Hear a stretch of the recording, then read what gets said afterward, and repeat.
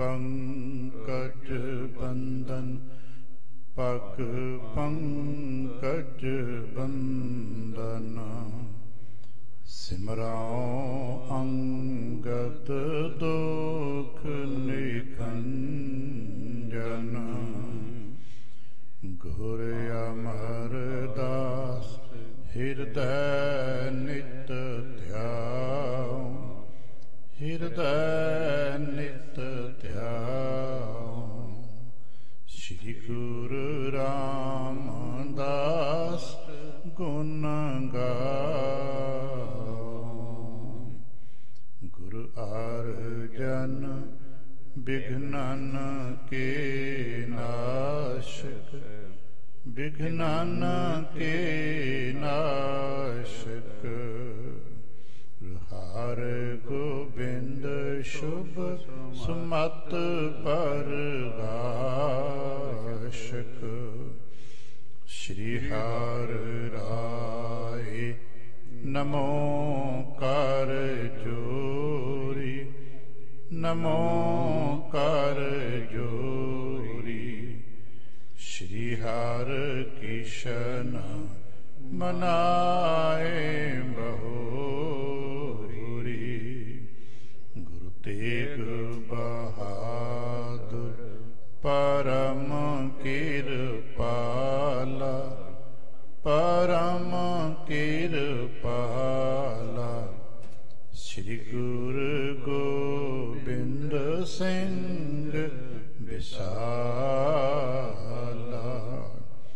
तरौं तरा तार पुन पुन सीसा जी पुन पुन सीसा बंदों बार बार जगदीशा या मैं अमृत ज्ञान है माणिक भक्ति बैराग श्री गुरु ग्रंथ साहिब जी उदद बंदों कर अनुराग एकंकारा सतगुरु जय प्रसाद सच होए वाहिगुरु जी की फतेह है विघ्न विनाशन सोए वाहिगुरु जी की फतेह है विघ्न विनाशन सोए। सतनाम श्री वाहिगुरु साहिब जी नर नारी परख्यो तब थान दुख पंजन बदरी तारियान खरे होए कर सो दिखराई श्री गुर जल जोते शोभ थाई नर नारी परख्यो तब थान। वाहिगुरु जी का खालसा वाहिगुरु जी की फतेह। सतगुरु पातशाह साहब जी दे पावन दरबार दियां हाਜ਼ਰੀਆਂ भरदियां गुरु पातशाह साहब जी दे अपने ही निज पावन ਸਰੂਪ शब्द नाल चित ला के जद आप सावधान ते एकाग्रचित होए जुड़ मिल बैठे हो पातशाह गुरुदेव जी दियां बेअंत महरहमतां ते वडियाईयां जो सत संगत विच सदा वरतदियां ने आप उन्हां दे सांझी ते धारणी होए हो। किरपालता करना अपने निर्मल हिरदे चों अरदास करना जो गुरु पातशाह साहब जी भी रहमत करना बख्शिश करके अपनी पावन सिक्ख्यादायक साखी तिस दी विचार बोलन दा ताण विचार दा प्रवाह बख्शिश करना। एक बार आसीस दिंदिया अमृत दृष्टि पाके जपना जी सतनाम श्री वाहिगुरू। गरीब निवास कट कट के वासी ਸ੍ਰੀ ਅਕਾਲ ਪੁਰਖ ਵਾਹਿਗੁਰੂ ਜੀ ਦਾ ਕੋਟਾਨ ਕੋਟ ਸ਼ੁਕਰਾਨਾ ਹੈ ਜੋ ਸੱਚੇ ਪਾਤਸ਼ਾਹ ਸਾਹਿਬ ਜੀ ਨੇ ਕਿਰਪਾ ਕੀਤੀ ਹੈ। ਸੰਪੂਰਨ ਦਿਵਸ ਆਪਣੇ ਪਿਆਰ ਅਤੇ ਭਾਣੇ 'ਚ ਬਤੀਤ ਕਰਾਇਆ। ਸੰਧਿਆ ਕੇ ਸਮੇਂ ਦੇ ਸਜੇ ਹੋਏ ਦਰਬਾਰ ਦੀਆਂ ਹਾਜ਼ਰੀਆਂ ਭਰਨ ਦਾ ਸੁਭਾਗਾ ਸਮਾਂ ਬਖਸ਼ਿਸ਼ ਕੀਤਾ ਹੈ। ਹਰ ਰੋਜ਼ ਦੀ ਤਰ੍ਹਾਂ ਅੱਜ ਵੀ ਅੰਮ੍ਰਿਤ ਵੇਲੇ ਸੱਚੇ ਪਾਤਸ਼ਾਹ ਨੇ ਕਿਰਪਾ ਕੀਤੀ। ਜਦ ਬਖਸ਼ਿਸ਼ ਦਾ ਦਰ ਖੋਲਿਆ ਤੇ ਸਾਨੂੰ ਸ਼ਬਦ ਦੇ ਸਦਕੇ ਜੀਵਨ ਦੀ ਸੇਧ ਬਖਸ਼ੀ, ਰਹਿਨੁਮਾਈ ਵਾਸਤੇ ਗਿਆਨ ਦਿੱਤਾ, ਆਤਮਿਕ ਜੀਵਨ ਦੇ ਆਨੰਦ ਤੇ ਹੁਲਾਰੇ ਵਾਸਤੇ ਅੰਮ੍ਰਿਤ ਬਖਸ਼ਿਆ। ਪਾਵਨ ਸ਼ਬਦ ਸ਼੍ਰੀ ਮੁਖਵਾਕ ਦੇ ਰੂਪ ਚ ਆਪ ਜੀ ਨੇ ਵਾਰ ਪੜ੍ਹਿਆ। ਅੱਜ ਦਾ ਬਚਨ ਸਾਨੂੰ ਗੁਰਬਾਣੀ ਦੇ ਨਾਲ ਉਸ ਰੂਪ ਚ ਜੋੜਦਾ, ਜਿੱਥੇ ਸਾਡੇ ਵਾਸਤੇ ਕੇਂਦਰ ਬਣ ਜਾਏ। ਪਰਮੇਸ਼ਰ ਦਿੱਤਾ ਬੰਨਾ, ਦੁੱਖ ਰੋਗ ਕਾ ਡੇਰਾ ਬੰਨਾ। ਪਰਮੇਸ਼ਰ ਨੇ ਸਾਨੂੰ ਸਹਾਰਾ ਦਿੱਤਾ ਹੈ, ਟਿਕਾਣਾ ਦਿੱਤਾ ਹੈ, ਕਿਨਾਰਾ ਦਿੱਤਾ ਹੈ, ਸੈਂਟਰ ਦਿੱਤਾ ਹੈ। ਤੇ ਉਹ ਕੀ ਹੈ? ਕਹਿਣ ਲੱਗੀ ਉਹ ਹੈ ਧੁਰ ਕੀ ਬਾਣੀ ਆਈ। ਅਸੀਂ ਇਹਦੇ ਨਾਲ ਜੁੜਨਾ ਹੈ। ਸੰਪੂਰਨ ਸ਼ਬਦ ਸਵਾਰੋਂ ਪੜ੍ਹਦੇ ਹਾਂ। ਗੁਰ ਕਿਰਪਾ ਕਰਨੇ ਹੁਕਮ ਨੂੰ ਅਸੀਂ ਮੰਨ ਸਕੀਏ। ਅਸੀਂ ਪਰਮੇਸ਼ਰ ਜੀ ਕੇ ਪਾਵਨ ਸ਼ਬਦ ਦਾ ਜਪ ਅਭਿਆਸ ਕਰ ਸਕੀਏ। ਪਰਮੇਸ਼ਰ ਦਿੱਤਾ ਬੰਨਾ, ਦੁੱਖ ਰੋਗ ਕਾ ਡੇਰਾ ਪੰਨਾ। ਆਨੰਦ ਕਰ ਹੈ ਨਰ ਨਾਰੀ, ਹਰ ਹਰ ਪ੍ਰਭ ਕਿਰਪਾ ਧਾਰੀ। ਸੰਤੋ ਸੁਖ ਹੋਆ ਸਭ ਥਾਈ, ਪਾਰ ਬ੍ਰਹਮ ਪੂਰਨ ਪਰਮੇਸ਼ਰ। ਰਵ ਰਿਹਾ ਸਭ ਨੇ ਜਾਈ, ਧੁਰ ਕੀ ਬਾਣੀ ਆਈ। ਤਿਨ ਸਗਲੀ ਚਿੰਤ ਮਿਟਾਈ, ਦਇਆਲ ਪੁਰਖ ਮਿਹਰਬਾਨਾ। ਨਾਨਕ ਸਾਚ ਵਖਾਨਾ। ਸਾਡੇ ਜੀਵਨ ਦਾ ਆਧਾਰ ਸ਼ਬਦ ਹੈ। ਸ਼ਬਦ ਨਾਲ ਜੁੜਨ ਵਾਸਤੇ ਸਾਨੂੰ ਬਲ ਚਾਹੀਦਾ ਹੈ, ਕਿਉਂਕਿ ਬਿਨਾਂ ਬਲ ਤੋਂ ਅਸੀਂ ਨਾ ਕਿਸੇ ਨਾਲ ਜੁੜ ਸਕਦੇ ਹਾਂ ਤੇ ਨਾ ਜੋ ਕੁਝ ਅਸੀਂ ਗ੍ਰਹਿਣ ਕੀਤਾ ਉਹ ਤਿਆਗ ਸਕਦੇ ਹਾਂ। ਬਲ ਹੈ ਤੇ ਅਸੀਂ ਕੁਝ ਗ੍ਰਹਿਣ ਕਰ ਸਕਾਂਗੇ, ਬਲ ਹੈ ਤੇ ਅਸੀਂ ਕੁਝ ਤਿਆਗ ਸਕਾਂਗੇ। ਇੱਥੇ ਬੈਠ ਅਸੀਂ ਯਤਨ ਕਰਨਾ ਹੁੰਦਾ ਹੈ ਜੀਵਨ ਵਿੱਚ ਅਵਗੁਣਾਂ ਦਾ ਤਿਆਗ ਕਰਨਾ ਹੈ ਤੇ ਗੁਣਾਂ ਨੂੰ ਗ੍ਰਹਿਣ ਕਰਨਾ ਹੈ, ਗੁਰੂ ਕੀ ਸਿੱਖਿਆ ਨੂੰ ਗ੍ਰਹਿਣ ਕਰਨਾ ਹੈ। ਤੇ ਸ਼ਬਦ ਨਾਲ ਜੁੜ ਸਕੀਏ ਮਾਨਸਿਕ ਤੌਰ ਤੇ ਮਨ ਨੂੰ ਬਲ ਮਿਲਦਾ ਹੈ ਵਿਚਾਰਾਂ ਚੋਂ, ਇਤਿਹਾਸ ਦੀਆਂ ਗਾਥਾਵਾਂ ਚੋਂ, ਬਾਬਿਆਂ ਦੀਆਂ ਕਹਾਣੀਆਂ ਚੋਂ। ਜੇ ਅਸੀਂ ਕਿਤੇ ਇਸ ਨੂੰ ਸਮਝ ਸਕੀਏ, ਸਰੀਰ ਨੂੰ ਬਲ ਮਿਲਦਾ ਹੈ ਭੋਜਨ ਚੋਂ, ਮਨ ਨੂੰ ਬਲ ਮਿਲਦਾ ਹੈ ਵਿਚਾਰ ਚੋਂ, ਆਤਮਾ ਨੂੰ ਬਲ ਮਿਲਦਾ ਹੈ ਨਾਮ ਚੋਂ। ਬਾਣੀ ਦੇ ਕੀਰਤਨ ਸਦਕੇ ਸਾਨੂੰ ਨਾਮ ਦੀ ਪ੍ਰਾਪਤੀ ਹੁੰਦੀ ਹੈ, ਕਥਾ ਦੇ ਵਿੱਚੋਂ ਗਿਆਨ ਦੀ ਪ੍ਰਾਪਤੀ ਹੁੰਦੀ ਹੈ ਤੇ ਅਸੀਂ ਗਿਆਨ ਦੇ ਸਦਕੇ ਮਨ ਨੂੰ ਟਿਕਾ ਸਕਦੇ ਹਾਂ। ਆਓ ਦਰਸ਼ਨ ਕਰੀਏ, ਯਤਨ ਕਰੀਏ। ਪੰਚਮ ਪਾਤਸ਼ਾਹ ਸਾਹਿਬ ਸ੍ਰੀ ਗੁਰੂ ਅਰਜਨ ਦੇਵ ਮਹਾਰਾਜ ਜੀ ਦੇ ਮਹਾਰਾਜ ਬਖਸ਼ਿਸ਼ ਕਰ ਰਹੇ ਨੇ। ਅੱਜ ਜਿੱਥੇ ਦੁੱਖ ਭੰਜਨੀ ਸਾਹਿਬ ਸ੍ਰੀ ਅੰਮ੍ਰਿਤਸਰ ਸਾਹਿਬ ਸਰੋਵਰ ਸੁਸ਼ੋਭਿਤ ਨੇ, ਇਹਨਾਂ ਦੀ ਆਰੰਭਤਾ ਦੇ ਉਹ ਗਾਥਾ ਜੋ ਸਾਡੇ ਵਡੇਰਿਆਂ 'ਚ ਪ੍ਰਚਲਿਤ ਹੈ। ਅਸੀਂ ਇਤਿਹਾਸ ਦੀਆਂ ਸਾਖੀਆਂ 'ਚੋਂ, ਵਡੇਰੇ ਦੀਆਂ ਗਾਥਾਵਾਂ 'ਚੋਂ, ਬਾਬਿਆਂ ਦੀਆਂ ਕਹਾਣੀਆਂ 'ਚੋਂ ਪੜ੍ਹਦੇ ਹਾਂ। ਉਸ ਨੂੰ ਕੇਵਲ ਪੜ੍ਹੀਏ ਹੀ ਨਾ, ਦਰਸ਼ਨ ਕਰੀਏ। ਪੜ੍ਹ ਕੇ ਤੇ ਛੱਡ ਦੇਈਦਾ ਹੈ। ਸਾਡਾ ਇੱਕ ਸ਼ਬਦ ਹੈ ਨਾ, ਪੜ੍ਹ ਛੱਡਿਆ। ਅਸੀਂ ਪੜ੍ਹ ਕੇ ਤੇ ਛੱਡ ਦੇਈਦਾ। ਪੜ੍ਹਦੇ ਤੇ ਕੁਛ ਹੋਰ ਹੋਵਾਂਗੇ, ਪਰ ਜਦੋਂ ਗੁਰੂ ਕੀ ਗਾਥਾ ਸਨਮੁਖ ਆਵੇ ਤੇ ਇਹਦੇ ਵਿੱਚੋਂ ਗੁਰੂ ਕੇ ਦਰਸ਼ਨ ਕਰੀਏ, ਧਿਆਨ ਨੂੰ ਉੱਥੇ ਲੈ ਜਾਈਏ। ਮਹਾਰਾਜ ਆਪਣੇ ਨਾਲ ਉਹਨਾਂ ਦੋਵਾਂ ਜੀਆਂ ਨੂੰ, ਜਿਹਨੂੰ ਅਸੀਂ ਬੀਬੀ ਰਜਨੀ ਤੇ ਉਹਦੇ ਪਤੀ ਦੇ ਰੂਪ 'ਚ ਜਾਣਦੇ ਹਾਂ, ਨਾਲ ਲੈ ਤੁਰ ਕੇ ਦੱਸ ਕੇ ਭਾਈ ਦੱਸੋ ਕਿੱਥੇ, ਤੁਸੀਂ ਦੱਸੋ ਰੁੱਖ ਕਿਹੜਾ ਹੈ। ਉਹਨਾਂ ਨੇ ਪਛਾਣਿਆ।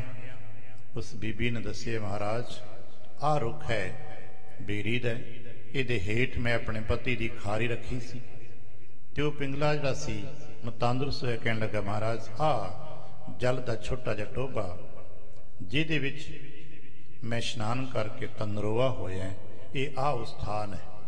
ਅਸੀਂ ਪਿੱਛੇ ਤੋਂ ਤੱਕ ਵਾਦ ਚੁੱਕੇ ਹਾਂ, ਦਰਸ਼ਨ ਕਰ ਚੁੱਕੇ। ਆਓ ਇੱਥੋਂ ਅੱਗੇ ਚੱਲਦੇ ਆ। ਉਹਨਾਂ ਦੋਹਾਂ ਜੀ ਨੇ ਹੱਥ ਜੋੜ ਕੇ, ਮਹਾਰਾਜ ਇਹ ਉਹੀ ਥਾਂ ਹੈ ਜਿੱਥੋਂ ਸਾਨੂੰ ਬਰਕਤ ਪ੍ਰਾਪਤ ਹੋਈ ਹੈ। ਅਸੀਸਾਂ ਤੇ ਆਪ ਦੀਆਂ ਰਹਿਮਤਾਂ ਤੇ ਸਦਾ ਗੁਰੂ ਕਰਤੇ ਦੀਆਂ ਹੀ ਨੇ, ਪਰ ਕੋਈ ਨਾ ਕੋਈ ਵਿਧ ਬਣੀ ਹੈ। ਇਹ ਉਹ ਥਾਂ ਹੈ। ਉਸ ਥਾਂ ਦੇ ਨਿਸ਼ਾਨਦੇਹੀ ਪ੍ਰਤੱਖ ਤੌਰ ਤੇ ਸਾਡੇ ਤੁਹਾਡੇ ਸਾਰੇ ਜੀਆਂ ਵਾਸਤੇ ਇੱਕ ਬੇਨਤੀ ਕਰਾਂ, ਗੁਰੂ ਪਾਤਸ਼ਾਹ ਵਾਸਤੇ ਕੁਝ ਭੁੱਲਿਆ ਤੇ ਛੁਪਿਆ ਨਹੀਂ ਹੈ। ਗੁਰੂ ਪਾਤਸ਼ਾਹ ਤੇ ਸਤਿਗੁਰੂ ਅਮਰਦਾਸ ਮਹਾਰਾਜ ਜੀ ਨੇ ਆਪ ਹੀ ਆ ਕੇ ਨਿਸ਼ਾਨਦੇਹੀਆਂ ਕਰ ਦਿੱਤੀਆਂ ਸਨ ਚੌਥੇ ਪਾਤਸ਼ਾਹ ਸਾਹਿਬ ਜੀ ਵਾਸਤੇ, ਪਰ ਫਿਰ ਵੀ ਸਾਡੇ ਤੁਹਾਡੇ ਜੀਆਂ ਵਾਸਤੇ ਉਸ ਵਕਤ ਜਿਹੜੇ ਉੱਥੇ ਹੋਰ ਸੰਗੀ ਸਾਥੀ ਸੇਵਕ ਸਨ ਉਹਨਾਂ ਵਾਸਤੇ ਇਹ ਵਿਧ ਵਿਧਾਨ ਰਚੇ ਜਾਂਦੇ ਨੇ, ਕਿਉਂਕਿ ਅਸੀਂ ਸਧਾਰਨ ਹਾਂ, ਨਰ ਮਨੁੱਖ ਹਾਂ ਨਾ, ਇਸ ਕਰਕੇ ਸਾਡੇ ਜੀਆਂ ਵਾਸਤੇ ਕੋਈ ਵਿਧਾਨ ਬਣਦੇ ਨੇ। ਉਹਦਾ ਇੱਕ ਵਿਧਾਨ ਸਾਡੇ ਜੀਆਂ ਵਾਸਤੇ ਬਣਾਇਆ। ਅੱਜ ਇੱਥੋਂ ਦਰਸ਼ਨ ਕਰਦੇ ਹਾਂ। ਸਤਨਾਮ ਸ੍ਰੀ ਵਾਹਿਗੁਰੂ ਸਾਹਿਬ ਜੀ। ਨਰ ਨਾਰੀ ਪਰਖਿਓ ਤਬ ਥਾਨ।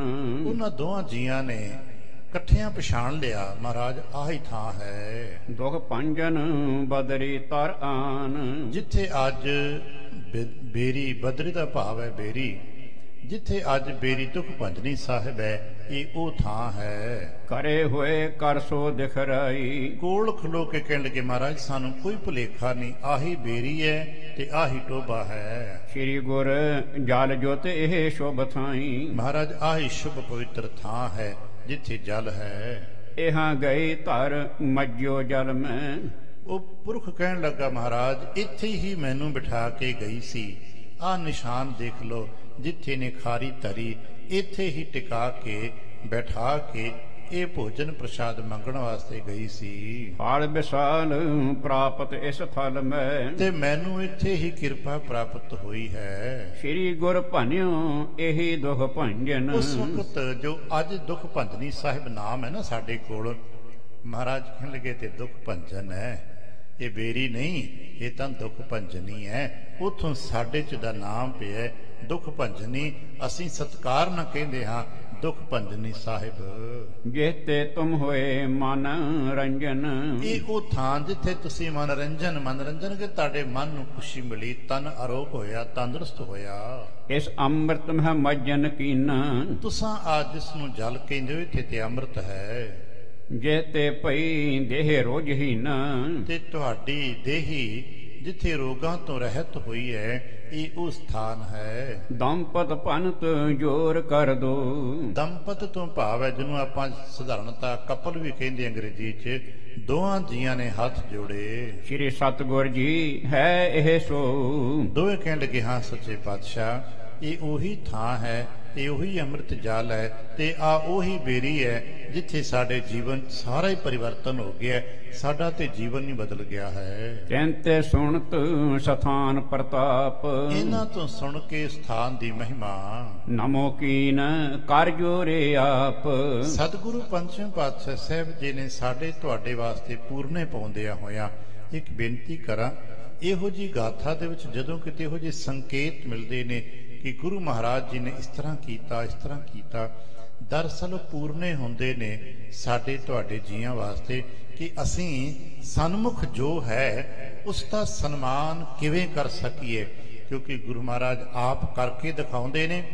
ਜਦੋਂ ਸਥਾਨ ਦੀ ਮਹਿਮਾ ਉਹਨਾਂ ਦਿਆਂ ਜੀਆਂ ਪ੍ਰਗਟ ਕੀਤੀ ਹੈ ਤੇ ਮਹਾਰਾਜ ਨੇ ਆਪ ਉਸ ਥਾਂ ਨੂੰ ਨਮਸਕਾਰ ਦੂਰੋਂ ਕੀਤਾ ਹੈ। ਇਮ ਨਿਸ਼ਚੈ ਕਰ ਤੀਰਥ ਨੀਕੇ।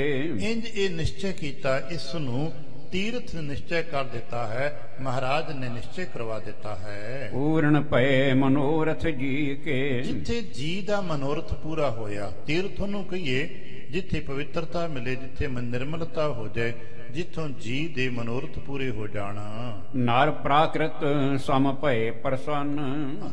ਦਰਅਸਲ ਆਪ ਤੇ ਸਰਬੱਗ ਨੇ ਤੇ ਸਾਡੇ ਜਿਹੜੇ ਪ੍ਰਾਕ੍ਰਿਤਕ ਮਨੁੱਖਾਂ ਵਾਂਗ ਪਾਤਸ਼ਾਹ ਬੜੇ ਖੁਸ਼ ਨਜ਼ਰ ਆਉਣ ਲੱਗ ਪਏ। ਸਦਾ ਸਰਬੱਗ ਗੁਰੂ ਧਨ ਧਨ। ਜਿਹੜੇ ਗੁਰੂ ਸਦਾ ਸਰਬੱਗ ਨੇ, ਸਦਾ ਸਭ ਕੁਝ ਜਾਣਦੇ ਨੇ, ਜੋ ਗੁਰੂ ਸਾਹਿਬ ਜੀ ਸਦਾ ਹੀ ਤ੍ਰੈਕਾਲ ਦਰਸ਼ਨ ਵੀ ਛੋਟਾ ਸ਼ਬਦ ਹੈ। ਗੁਰੂ ਮਹਾਰਾਜ ਬਾਬੇ ਤਸੀਨ ਜੀ ਕਹਿ ਸਕਦੇ ਆ, ਉਹ ਸਤ ਸਰੂਪ ਨੇ। ਸਤ ਸਰੂਪ ਹੋਣ ਦੇ ਨਾਤੇ ਆਦ ਸੱਚ ਜੁਗਾਦ ਸੱਚ ਹੀ ਉਹਨਾਂ ਦਾ ਆਪਣਾ ਨਿਜ ਸਵੈ ਸਰੂਪ ਹੈ। ਪਰ ਫਿਰ ਵੀ ਸਾਡੇ ਤੁਹਾਡੇ ਜੀਵਨ 'ਚ ਵਿਚਰਦੇ ਹੋਏ ਨਰ ਮਨੁੱਖਾਂ ਵਾਂਗ ਵਿਹਾਰ ਕਰਦੇ ਹੋਏ ਪਾਤਸ਼ਾਹ ਸਾਡੇ ਵਾਸਤੇ ਪੂਰਨੇ ਪਾਉਂਦੇ ਹਨ। ਨਾਰ ਸਮਦਾਇਨ ਮਹਤਾ ਭਨਿਓ, ਇੰਜ ਸਾਡੇ ਜੀਆਂ ਵਾਸਤੇ ਇਹ ਮਹਿਮਾ ਦੱਸਦੇ ਹਨ। ਤਰੇ ਚੋਪ ਚਿਤ ਮਹਿ ਸਭ ਸੁਣਿਓ। ਤੇ ਜਦੋਂ ਮਹਾਰਾਜ ਪਾਤਸ਼ਾਹ ਜੀ ਨੇ ਕੁਝ ਬਚਨ ਕਹਿਣੇ ਤੇ ਉਸ ਵਕਤ ਜਿਹੜੇ ਆਲੇ ਦੁਆਲੇ ਜੀ ਸਨ, ਹੁਣ ਚੂੰਕਿ ਉਸ ਵਕਤ ਤੇ ਆਪਾਂ ਇਮੈਜਨ ਕਰੀਏ, ਅੱਜ ਅਸੀਂ ਗੁਰੂ ਪਾਤਸ਼ਾਹ ਕੋ ਬੈਠਦੇ ਸ਼ਰਧਾ ਵਿੱਚ ਬੜਾ ਚਾਅ ਹੁੰਦਾ ਹੈ, ਸ਼੍ਰੀ ਮੁਖ ਵਾਕ ਸੁਣੀਏ। ਸ਼ਰਧਾਲੂ ਜੀ ਜਿੱਥੇ ਕਿਤੇ ਖੜਾ ਹੁੰਦਾ ਹੈ ਉੱਥੇ ਬਹਿ ਜਾਂਦਾ ਹੈ, ਹੱਥ ਜੋੜ ਲੈਂਦਾ ਹੈ, ਨਤਮਸਤਕ ਹੋ ਜਾਂਦਾ ਹੈ। ਤੇ ਕਲਪਨਾ ਇਮੈਜਨ ਕਰਨਾ ਉਸ ਵਕਤ ਜਿਹੜੇ ਪਿਆਰੇ ਗੁਰੂ ਮਹਾਰਾਜ ਜੀ ਦੇ ਕੋਲ ਬੈਠਦੇ ਨੇ, ਕਿੰਨੀ ਕੁ ਸ਼ਰਧਾ ਤੇ ਕਿਤਨਾ ਕੁ ਪਿਆਰ ਹੋਵੇਗਾ। ਜਦੋਂ ਮਹਾਰਾਜ ਕੋਈ ਵਚਨ ਕਹਿੰਦੇ ਹੋਣਗੇ, ਉਹ ਕਿਤਨੇ ਸਾਵਧਾਨ ਤੇ ਇਕਾਗਰ ਹੋ ਕੇ ਮਹਾਰਾਜ ਦਾ ਬਚਨ ਸੁਣਦੇ ਹੋਣਗੇ। ਮਹਾਰਾਜ ਨੇ ਹੁਣ ਕੋਈ ਬਚਨ ਕੀਤਾ ਤੇ ਉੱਥੇ ਜਿਹੜੇ ਆਲੇ ਦੁਆਲੇ ਸਿੱਖ ਸੰਗਤ ਹੈ, ਬਿਲਕੁਲ ਚੌਂਪ ਚੌਂਪ ਹੁੰਦੇ, ਹਿਰਦੇ ਦੇ ਉਤਸ਼ਾਹ ਦੇ ਨਾਲ ਸਾਵਧਾਨ ਹੋ ਕੇ ਉਹ ਬਚਨ ਸੁਣ ਲੱਗੇ ਹਨ। ਸਤਿਗੁਰ ਅਮਰਦਾਸ ਕੀ ਆਇਸ। ਹੁਣ ਮਹਾਰਾਜ ਨੇ ਦੱਸਿਆ, ਕਹਿਣ ਲੱਗੇ ਇਹ ਥਾਂ ਪ੍ਰਗਟ ਹੀ ਬਿਧ ਬਣਨੀ ਸੀ, ਨਹੀਂ ਤਾਂ ਇਹ ਥਾਂ ਤੇ ਭਾਈ ਉਹ ਹੈ ਜੋ ਸਤਿਗੁਰੂ ਗੁਰੂ ਅਮਰਦਾਸ ਮਹਾਰਾਜ ਜੀ ਦੀ ਆਗਿਆ ਦੇ ਅਨੁਸਾਰ। ਲੈ ਪਿਤਾ ਹਮਰੇ ਇਹ ਠਾਂ ਆਇਸ। ਗੁਰੂ ਅਮਰਦਾਸ ਮਹਾਰਾਜ ਜੀ ਆਪ ਹੀ ਸਾਡੇ ਪਿਤਾ ਜੀ ਧੰਨ ਗੁਰੂ ਰਾਮਦਾਸ ਸਾਹਿਬ ਜੀ ਨੂੰ ਲੈ ਕੇ ਇੱਥੇ ਆਏ ਸਨ। ਇਹ ਥਾਂ ਤੇ ਪੁਰਾਤਨ ਹੈ, ਬਸ ਇੱਕ ਤੇ ਸਾਡੇ ਤੁਹਾਡੇ ਜੀਆਂ ਦੇ ਪਰਦੇ ਨੂੰ ਮਿਟਾਉਣ ਵਾਸਤੇ ਇਹ ਵਿਧ ਕੌਤਕ ਰਚੇ ਨੇ, ਨਹੀਂ ਤੇ ਕਹਿਣ ਲੱਗੇ ਥਾਂ ਤੇ ਪੁਰਾਤਨ ਹੈ। ਪਾਵਨ ਤੀਰਥ ਕੋ ਬਿਦ ਤਾਵਨ। ਦਰਅਸਲ ਇਸ ਪਾਵਨ ਤੀਰਥ ਨੂੰ ਮਸ਼ਹੂਰ ਪ੍ਰਗਟ ਕਰਨ ਵਾਸਤੇ ਆਗਿਆ ਸਤਿਗੁਰੂ ਅਮਰਦਾਸ ਮਹਾਰਾਜ ਕਰ ਗਏ ਨੇ ਸਾਡੇ ਪਿਤਾ ਚੌਥੇ ਪਾਤਸ਼ਾਹ ਰਾਮਦਾਸ ਸਾਹਿਬ ਜੀ ਨੂੰ। ਲਾਏ ਬ੍ਰਿੰਦ ਨਰ ਕੀਨ ਖਨਾਮਨ। ਤੇ ਪਿਤਾ ਗੁਰੂ ਸਤਿਗੁਰੂ ਰਾਮਦਾਸ ਮਹਾਰਾਜ ਜੀ ਨੇ ਉਸ ਵਕਤ ਸੇਵਾ ਵੀ ਕਰਵਾਈ ਸੀ। ਨਹੀਂ ਸੰਪੂਰਨ ਕਾਰਜ ਹੋਵਾ। ਉਦੋਂ ਵਿਧਾਨ ਹੁਕਮ ਮੁਤਾਬਕ ਇਹਦੀ ਸੇਵਾ ਨੂੰ ਮੁਕੰਮਲ ਨਹੀਂ ਕੀਤਾ ਗਿਆ, ਸ਼ੁਰੂਆਤ ਕਰਕੇ ਨਿਸ਼ਾਨਦੇਹੀ ਕਰਕੇ ਰੋਕ ਦਿੱਤਾ ਗਿਆ ਸੀ। ਗੋਇੰਦਵਾਲ ਜਾਏ ਗੁਰ ਜੋਵਾ। ਕਿਉਂਕਿ ਉਸ ਵਕਤ ਹੁਕਮ ਹੀ ਦਰਅਸਲ ਜੋ ਕੁਝ ਵੀ ਵਰਤਦਾ ਹੈ, ਹੁਕਮ ਹੈ ਅੰਦਰ ਸਭ ਕੋ, ਬਾਹਰ ਹੁਕਮ ਨਾ ਕੋਏ। ਕਹਿਣ ਲੱਗੇ ਇੱਥੋਂ ਦੀ ਕਾਰਜ ਸੇਵਾ ਛੱਡ ਕੇ ਹੀ ਧਿਆਨ ਗੋਇੰਦਵਾਲ ਚਲੇ ਗਿਆ ਸੀ। ਜਾਂ ਇੰਜ ਸਮਝਣਾ ਹੋਵੇ ਕਿ ਉਹ ਵਕਤ ਹੈ ਜਦੋਂ ਚੌਥੇ ਪਾਤਸ਼ਾਹ ਸਾਹਿਬ ਜੀ ਨੇ ਥੋੜੇ ਸਮੇਂ ਦੇ ਵਿੱਚ ਅੰਮ੍ਰਿਤਸਰ ਸਾਹਿਬ ਨੂੰ ਆਬਾਦ ਵੀ ਕੀਤਾ ਹੈ, ਨਿਸ਼ਾਨਦੇਹੀਆਂ ਵੀ ਕੀਤੀਆਂ ਨੇ, ਥੋੜੇ ਥੋੜੇ ਸਭ ਥਾਂ ਤੇ ਟੱਕ ਵੀ ਲਾਏ ਨੇ, ਪਰ ਸਮਾਂ ਥੋੜਾ ਸੀ, ਇਸ ਕਰਕੇ ਗੋਇੰਦਵਾਲ ਸਾਹਿਬ ਜਾ ਸਰੀਰ ਛੱਡ ਦਿੱਤਾ ਸੀ। ਪੁਨ ਜਲ ਸੋ ਬਹਿ ਮ੍ਰਿਤਕਾ ਪਰੀ। ਤੇ ਬੜਾ ਲੰਮੇਰਾ ਸਮਾਂ ਲੰਘਣ ਤੋਂ ਬਾਅਦ ਹਰ ਸਾਲ ਮੀਂਹ ਪੈਂਦੇ, ਪਾਣੀ ਦੇ ਨਾਲ ਵਹਿਣ ਚੱਲਦੇ ਕਰਕੇ ਇਹ ਰੁੜ ਰੁੜ ਕੇ ਫਿਰ ਉਹ ਮਿੱਟੀ ਫਿਰ ਨਿਵਾਣ ਤੇ ਪੈ ਗਈ। ਖਨੀ ਥਾਏ ਸੋ ਪੂਰਨ ਕਰੇ। ਜਿਹੜੀ ਥਾਂ ਪੁੱਟੀ ਸੀ ਉਹ ਬਾਹਰ ਦੀ ਮਿੱਟੀ ਫਿਰ ਵਿੱਚ ਪੂਰੀ ਗਈ ਤੇ ਉਹ ਇੰਜੇ ਜੋ ਟੱਬਾ ਬਣਿਆ ਸੀ ਫਿਰ ਪੂਰਿਆ ਗਿਆ। ਕਿਹਨ ਮਾਤਰ ਇਹ ਜਾਣਿਓ ਜਾਏ। ਹੁਣ ਇੱਕ ਨਿਸ਼ਾਨੀ ਜੀ ਜਿਹੜੀ ਨਜ਼ਰ ਆਉਂਦੀ ਹੈ ਨਾ, ਇਹ ਨਿਸ਼ਾਨੇ ਭਾਈ ਸਤਿਗੁਰੂ ਰਾਮਦਾਸ ਸਾਹਿਬ ਜੀ ਦੇ ਪਾਵਨ ਹੱਥਾਂ ਦੀ ਉਹਨਾਂ ਦੀ ਸ਼ੋਅ ਪ੍ਰਾਪਤ ਹੋਈ ਹੈ। ਰਹੇ ਚਾਹੇ ਇਹ ਥਲ ਨਹਿ ਪਾਏ। ਤੇ ਉਹ ਚਰਨਕਾਲ ਹੋ ਗਿਆ, ਇੱਥੇ ਜਲ ਟਿਕਦਾ ਨਿਵਾਣ ਕਰਕੇ ਨਿਸ਼ਾਨੀ ਪਾਤਸ਼ਾਹ ਦੀ ਹੈ। ਅਬ ਸਤਿਗੁਰ ਸਭ ਕਾ ਸਵਾਰੇ। ਹੁਣ ਮਹਾਰਾਜ ਦੀ ਕਿਰਪਾ ਇੱਕ ਬੇਨਤੀ ਕਰਾਂ, ਜਦੋਂ ਗੁਰੂ ਪਾਤਸ਼ਾਹ ਸਾਹਿਬ ਜੀ ਵੀ ਬਚਨ ਕਰਦੇ ਸਨ ਇਹੀ ਕਿਹਾ ਕਰਦੇ ਕਿ ਹੁਣ ਮਹਾਰਾਜ ਨੇ ਕਿਰਪਾ ਕੀਤੀ। ਕਿਹਨੇ ਕਿਰਪਾ ਕੀਤੀ ਹੈ? ਅਕਾਲ ਪੁਰਖ ਵਾਹਿਗੁਰੂ ਜੀ ਨੇ।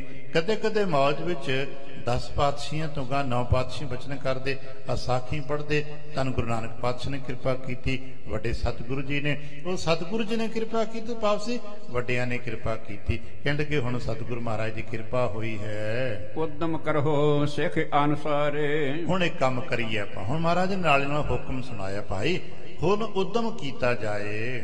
ਧਨ ਤੇ ਤਨ ਤੇ ਮਨ ਤੇ ਵਚਨ ਤੇ। ਕਿਉਂਕਿ ਹੁਣ ਉਦਮ ਕਰਨ ਦਾ ਵੇਲਾ ਜੇ। ਚਰਨ ਇੱਥੇ ਗੁਰੂ ਨਾਨਕ ਪਾਤਸ਼ਾਹ ਦੇ ਪਏ ਨੇ, ਨਿਸ਼ਾਨਦੇਹੀ ਤੀਸਰੇ ਪਾਤਸ਼ਾਹ ਅਮਰਦਾਸ ਮਹਾਰਾਜ ਨੇ ਕੀਤੀ ਹੈ, ਇਹਦੀ ਟੱਕ ਚੌਥੇ ਪਾਤਸ਼ਾਹ ਸਤਿਗੁਰੂ ਰਾਮਦਾਸ ਸਾਹਿਬ ਜੀ ਨੂੰ ਲਾਇਆ ਹੈ। ਤੇ ਹੁਣ ਅਸਾਂ ਤੁਸਾਂ ਰਲ ਕੇ ਭਾਈ ਉਦਮ ਕਰਨਾ ਹੈ, ਤਨ ਕਰਕੇ, ਮਨ ਕਰਕੇ, ਧਨ ਕਰਕੇ ਆਪਾਂ ਦੀ ਸੇਵਾ ਕਰਨੀ ਹੈ। ਤੀਰਥ ਕਰ ਕਰਹਿ ਲਹਿ ਸੱਚ ਤੇ। ਹੁਣ ਆਪਾਂ ਰਲ ਕੇ ਸਾਰੇ ਪਿਆਰੇ ਸਿੱਖ ਸੰਗਤਾਂ ਨੇ ਇਸ ਨੂੰ ਪ੍ਰਗਟ ਕਰਨਾ ਹੈ, ਇਹ ਸਰੋਵਰ ਸਥਾਪਿਤ ਹੋਣਾ ਹੈ। ਜਹ ਕਹਿ ਤੇ ਮਜ਼ਦੂਰ ਚੱਲ ਆਏ। ਹੁਣ ਪਾਤਸ਼ਾਹ ਸਾਹਿਬ ਜੀ ਨੇ ਸੇਵਾਵਾਂ ਆਰੰਭ ਕਰਾਈਆਂ ਨੇ।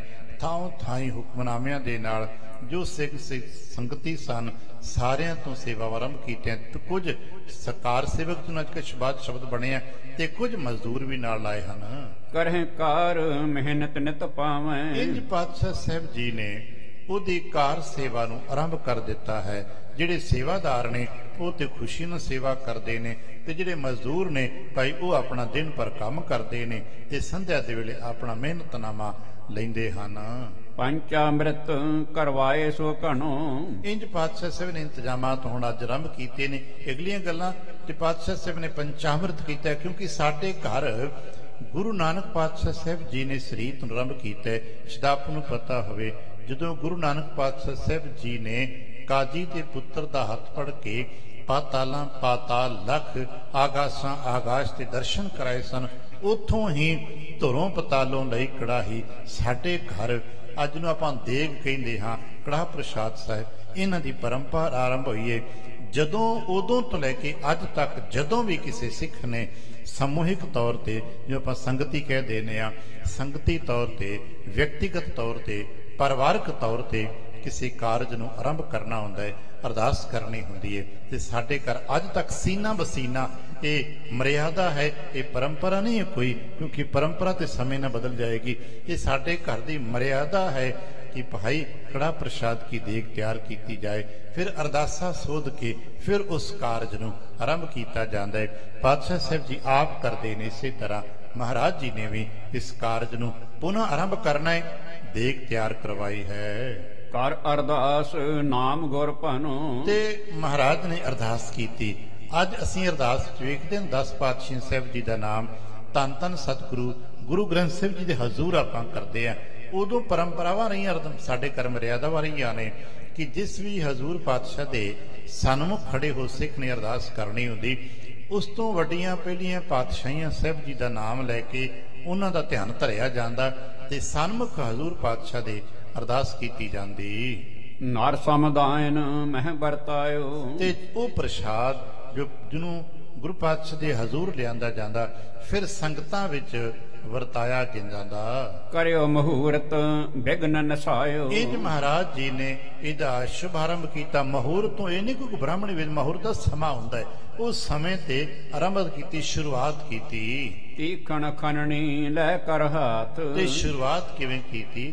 ਮਹਾਰਾਜ ਜੀ ਨੇ ਅਰਦਾਸਾ ਸੋਧਿਆ, ਦੇਗ ਵਰਤਾਈ ਗਈ ਤੇ ਪਾਤਸ਼ਾਹ ਸਾਹਿਬ ਜੀ ਨੇ ਆਪ ਆਪਣੇ ਹੱਥ 'ਚ ਕਹੀ ਲੈ ਕੇ ਮ੍ਰਿਤਕਾ ਖਣੀ ਪ੍ਰਥਮ ਗੁਰਨਾਥ। ਤੇ ਪਾਤਸ਼ਾਹ ਸਾਹਿਬ ਜੀ ਨੇ ਸਭ ਤੋਂ ਪਹਿਲਾ ਟੱਕ ਆਪ ਕਹੀ ਲੈ ਕੇ ਉਹ ਮਿੱਟੀ ਪੁੱਟੀ। ਸਗਰੇ ਸਿੱਖ ਆਗਿਆ ਕੋ ਪਾਏ। ਹੁਣ ਸਾਰੇ ਸਿੱਖ ਗੁਰੂ ਮਹਾਰਾਜ ਦੀ ਆਗਿਆ ਦੇ ਸਦਕੇ ਲੱਗੇ ਸੇਵਾ ਕੋ ਚੌਂਪ ਉਪਾਏ। ਸੇਵਾ ਵਿੱਚ ਰੁੱਝ ਗਏ ਨੇ, ਖੁਸ਼ੀ ਦੇ ਨਾਲ ਪਿਆਰੇ ਸੇਵਕ ਗੁਰੂ ਕੀ ਸੇਵਾ ਕਰਦੇ ਹਨ। ਕਿਨਹੋ ਗਹੀ ਖਨਣੀ ਕਰ ਮਾਹੀ। ਹੁਣ ਸੇਵਾ ਕਰਦੇ ਨੇ, ਕਈਆਂ ਨੇ ਕਈਆਂ ਹੱਥ ਫੜ ਲਈਆਂ। ਖਨਹਿ ਕਰਹਿ ਫਲ ਪ੍ਰੇਮ ਅਮਾਹੀ। ਤੇ ਜਿਵੇਂ ਅਸੀਂ ਕਦੇ ਹੁਣ ਵੀ ਦੇਖਿਆ ਹੋਣਾ ਕਿ ਜਦੋਂ ਕਿਤੇ ਬਹੁਤ ਸਾਰੇ ਸੇਵਾਦਾਰ ਕੰਮ ਕਰਦੇ ਨੇ, ਕੋਈ ਕਈਆਂ ਦੇ ਨਾਲ ਪੁੱਟਦੇ ਨੇ, ਕੋਈ ਬਾਟੇ ਭਰਦੇ ਨੇ, ਕੋਈ ਚੁਕਾਉਂਦੇ ਨੇ, ਕੋਈ ਚੁੱਕ ਕੇ ਲੈ ਜਾਂਦੇ ਨੇ। ਇੰਜ ਹੀ ਹੁਣ ਕਈ ਤੇ ਕਈਆਂ ਦੇ ਨਾਲ ਮਿੱਟੀ ਪੁੱਟਦੇ ਨੇ, ਪੁੱਟ ਕੇ ਬਾਟਿਆਂ 'ਚ ਭਰਦੇ ਨੇ। ਕਿਨਹੋ ਟੋਕਰੀ ਸਿਰ ਪਰ ਧਰੀ। ਤੇ ਕਈਆਂ ਨੇ ਮਿੱਟੀ ਦੀ ਟੋਕਰੀ ਸਿਰ ਤੇ ਉਹ ਚੁੱਕ ਕੇ ਬਾਹਰ ਸੁੱਟਦੇ ਹਨ। ਬਹੁਤ ਭਾਰ ਹੱਥਨ ਸੋ ਭਰੀ। ਤੇ ਕਈ ਵਾਰ ਦੇਖਿਆ ਹੁਣ ਜਿੱਥੇ ਬਹੁਤ ਸਾਰੇ ਵੱਠੇ ਇਕੱਠੇ ਸੇਵਾਦਾਰ ਸੇਵਾਵਾਂ ਕਰਦੇ ਨੇ ਤੇ ਉਹ ਟੋਕਰੀ ਕਈ ਵਾਰ ਸਿਰ ਤੱਕ ਤੇ ਜਾਂਦੀ ਨਹੀਂ, ਇੱਕ ਚੁੱਕਦਾ ਦੂਜੇ ਨੂੰ, ਦੂਜਾ ਤੀਜੇ ਨੂੰ, ਚੌਥੇ ਨੂੰ, ਉਹ ਇੱਕ ਲਾਈਨ ਬਣ ਜਾਂਦੀ ਹੈ। ਫਿਰ ਮਨੁੱਖ ਨਹੀਂ ਤੁਰਦੇ, ਉਹ ਟੋਕਰੀ ਟਰੈਵਲ ਕਰਦੀ ਰਹਿੰਦੀ ਹੈ, ਅੰਦਰੋਂ ਪੁੱਟੀ ਜਾਂਦੀ ਹੈ, ਦੂਰ ਤੱਕ ਚਲੀ ਜਾਂਦੀ ਹੈ।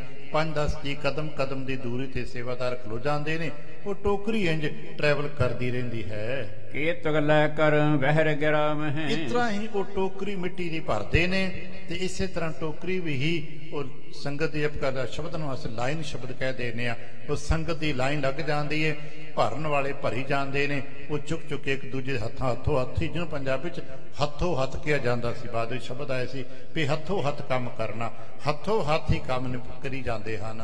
ਉਹ ਕਹਿ ਕਰ ਉਤਸ਼ਾਹ ਵਧਾਮ ਹੈ। ਤੇ ਕਈ ਸਿਆਣੇ ਜਿਹੜੇ ਵਡੇਰੇ ਬਜ਼ੁਰਗ ਨੇ, ਜਿਹੜੇ ਮੰਨ ਲਓ ਵਜ਼ਨ ਨਹੀਂ ਚੁੱਕ ਸਕਦੇ, ਕਈ ਦਾ ਕੰਮ ਨਹੀਂ ਕਰ ਸਕਦੇ, ਉਹ ਕੋਲ ਖਲੋਤੇ ਹੌਸਲਾ ਵਧਾਉਂਦੇ ਨੇ, ਗਾਈਡ ਕਰਦੇ ਨੇ। ਅਤ ਆਨੰਦਤ ਔਰ ਮੈਂ ਹੋਈ। ਇੰਜ ਸਾਰੀ ਸੰਗਤ ਵਿੱਚ ਇੱਕ ਆਨੰਦ ਫੈਲ ਗਿਆ, ਖੁਸ਼ੀ ਦੀ ਲਹਿਰ ਫੈਲ ਗਈ ਹੈ। ਕਰ ਤਲਾਬ ਲੱਗੇ ਸਭ ਕੋਈ। ਹੁਣ ਸਾਰੇ ਹੀ ਤਲਾਬ ਨੂੰ ਆਪਾਂ ਸਰੋਵਰ ਕਹਿੰਦੇ ਹਾਂ, ਉਸ ਦੀ ਚੌਂਪ ਕਰਕੇ ਖੁਸ਼ੀ ਕਰਕੇ ਸੇਵਾ ਚ ਰੁੱਝ ਗਏ ਹਨ।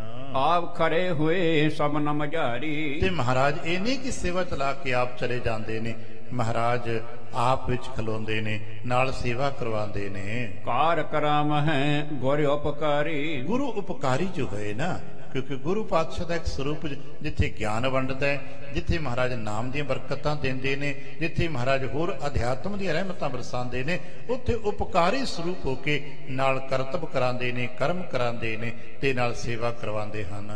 ਦੇਖਤ ਕਾਰ ਚੌਗੁਣੀ ਹੋਏ। ਇੰਜ ਮਹਾਰਾਜ ਜੀ ਕੀ ਦੇਖਦੇ ਆ, ਜਾਂ ਇੰਜ ਕਹਿ ਲਈਏ ਕਿ ਜਦੋਂ ਮਹਾਰਾਜ ਜੀ ਕਿਰਪਾ ਕਰਕੇ ਨਿਗਾਹ ਭਰ ਦਿੰਦੇ ਨੇ ਤੇ ਕੰਮ ਚੌਗਣਾ ਹੋ ਜਾਂਦਾ ਹੈ। ਉਹਨਾਂ ਸਿੱਖਾਂ ਸੇਵਕਾਂ ਤੇ ਗੁਰੂ ਕੀ ਕਿਰਪਾ ਵਰਤਦੀ ਹੈ ਤੇ ਬੜੀ ਰਫਤਾਰ ਨਾਲ ਕੰਮ ਹੁੰਦਾ ਹੈ। ਉਦਮ ਕਰਹਿ ਅਧਿਕ ਸਭ ਕੋਏ। ਇੰਜ ਗੁਰੂ ਕੀ ਖੁਸ਼ੀ ਪ੍ਰਾਪਤ ਕਰਨ ਵਾਸਤੇ ਹਰ ਕੋਈ ਜੀ ਆਪਣੀ ਵਿੱਤ ਸਮਰੱਥਾ ਤੋਂ ਵੱਧ ਕੇ ਉਦਮ ਕਰ ਰਿਹਾ ਹੈ। ਸਗਰੇ ਦਿਨ ਮਹਿਕਾਰ ਕਰਾਵਹਿ। ਹੁਣ ਇਹ ਅੰਮ੍ਰਿਤ ਸਰੋਵਰ ਦੀ ਸੇਵਾ ਦਾ ਜੋ ਆਰੰਭ ਕੀਤਾ ਪਾਤਸ਼ਾਹ ਨੇ, ਇੰਜ ਕਈ ਦਿਨ ਲਗਾਤਾਰ ਵੱਡਾ ਕੰਮ ਹੈ। ਅੱਜ ਵੀ ਕਿਤੇ ਸਰੋਵਰ ਸਾਹਿਬ ਦੇ ਕਿਨਾਰੇ ਖਲੋ ਕੇ ਇਸ ਗੱਲ ਨੂੰ ਜੇ ਆਪਾਂ ਇਮੈਜਨ ਹੀ ਕਰੀਏ ਵੀ ਇੰਨੀ ਡੂੰਘਾਈ, ਇੰਨਾ ਵੱਡਾ ਸਰੋਵਰ ਤੇ ਉਧਰੋਂ ਮਸ਼ੀਨ ਕੋਈ ਨਹੀਂ ਹੈ। ਅੱਜ ਤੁਸੀਂ ਦੇਖਦੇ ਆ ਬੜਾ ਕੰਮ ਸਾਡੇ ਕੋਲ ਮਸ਼ੀਨਾਂ ਦੇ ਰਾਹੀਂ ਹੁੰਦਾ, ਉਦੋਂ ਇੱਕ ਕਈਆਂ ਦੇ ਟੱਪ ਭਰ ਭਰ ਕੇ ਮਿੱਟੀ ਪੁੱਟਣੀ, ਸਿਰ ਤੇ ਚੁੱਕ ਕੇ ਬਾਹਰ ਸੁੱਟਣੀ, ਉਹ ਵੀ ਨਹੀਂ ਕਿ ਉੱਥੇ ਸੁੱਟੀ ਜਾਣੀ, ਕਿਤੇ ਦੂਰ ਟਿਕਾਣੀ ਹੋਵੇਗੀ ਜਿੱਥੇ ਹੋਰ ਨਿਵਾਣ ਥਾਂ ਹੋਣਗੇ। ਇੱਕ ਵੱਡਾ ਪ੍ਰੋਜੈਕਟ ਹੈ, ਬਹੁਤ ਵੱਡਾ ਕੰਮ। ਆਹ ਗੱਲਾਂ ਕਰਦੇ ਤਾਂ ਅਸੀਂ ਛੇਤੀ ਮੁਕਾ ਦੇਨੇ ਆ, ਪਰ ਕਿਤੇ ਉਸ ਨੂੰ ਕਲਪਨਾ ਵਿੱਚ ਧਿਆਨ ਵਿੱਚ ਲੈ ਜਾਈਏ, ਇਹ ਬਹੁਤ ਵੱਡਾ ਕਾਰਜ ਹੈ ਤੇ ਬਹੁਤ ਵੱਡੇ ਕਾਰਜ ਨੂੰ ਪਾਤਸ਼ਾਹ ਸਾਹਿਬ ਜੀ ਨੇ ਆਰੰਭ ਕੀਤਾ। ਦਿਨ ਭਰ ਸੰਗਤਾਂ ਏਦਾਂ ਸੇਵਾ ਕਰਦੀਆਂ ਤੇ ਸੰਧਿਆ ਦੇ ਸਮੇਂ ਮਹਾਰਾਜ ਸਾਰੀਆਂ ਸੰਗਤਾਂ ਦੇ ਵਿਸ਼ਰਾਮ ਦਾ ਪ੍ਰਬੰਧ ਵੀ ਕਰਾਉਂਦੇ। ਸੰਧਿਆ ਗ੍ਰਾਮ ਵਿਖੇ ਚੱਲ ਜਾਵਹਿ। ਉਦੋਂ ਗ੍ਰਾਮ ਖੇ ਭਾਵ ਜੋ ਨਿਵਾਸ ਸਥਾਨ ਸਨ, ਉਹ ਉਦੋਂ ਥੋੜੇ ਤੋਂ ਹਟਵੇਂ ਸਨ। ਅੱਜ ਵੀ ਕਿਤੇ ਉੱਥੇ ਜਾਣ ਦਾ ਵਕਤ ਮਿਲੇ, ਸ਼੍ਰੀ ਦਰਬਾਰ ਸਾਹਿਬ ਦੀ ਪਰਿਕਰਮਾ, ਅੱਜ ਇੱਥੇ ਦਰਸ਼ਨ ਡਿਉੜੀਆਂ ਨੇ, ਅਕਾਲ ਤਖਤ ਸਾਹਿਬ ਹੈ, ਲੰਗਰ ਵਾਲਾ ਸਥਾਨ ਹੈ, ਇਹ ਸਾਰੇ ਖੁੱਲੇ ਰੜੇ ਮੈਦਾਨ ਨੇ।